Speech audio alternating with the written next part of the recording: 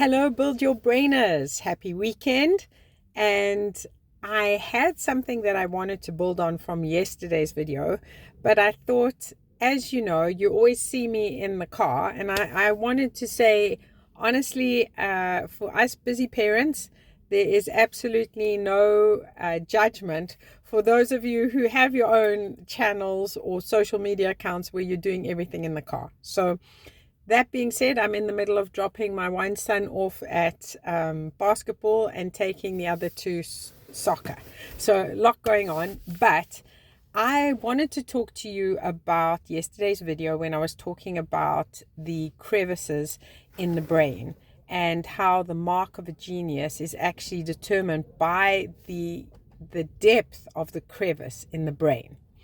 And it made me realize that I just say these things because it is so natural to me, but I needed to actually give you some real scientific evidence of this. So, do you know that there is a museum in the US, and I should have looked this up, but again, no judgment because I'm in the middle of being a soccer mom.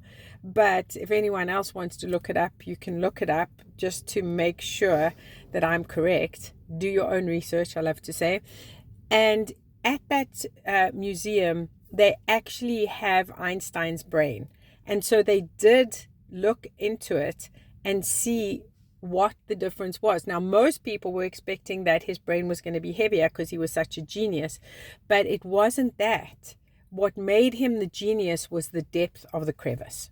And so, yes, I spoke about it, and now I'm giving you evidence of it, and there is research, and it really just kind of double impacts what I've been saying when we talk about the neurological pathways. If you have a habit, that crevice is going to be deeper because you are setting that highway where the dendrites are firing to the synapses and they are communicating along a certain highway over and over again. You've heard me talk about that in order to get rid of a habit, you need to repeat something 22,000 times to undo the neural pathway that has happened. So it's not just like you forget. This is why addicts and alcoholics, and why AA says never again another drink, because it is very easy to reignite that neural pathway. It might not be as prevalent and as deep in the crevice, but it is there.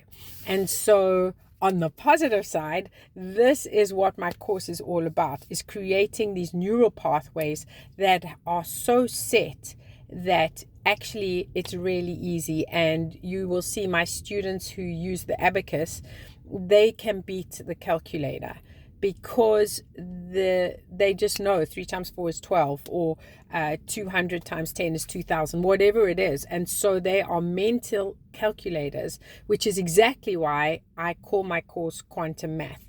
And exactly the same with the speed reading. The speed reading, you are learning the sight words straight up, so you can just then put it in a peripheral vision and accept the entire page.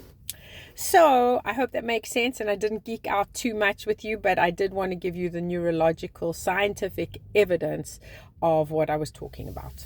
Okay, have a beautiful weekend. Bye.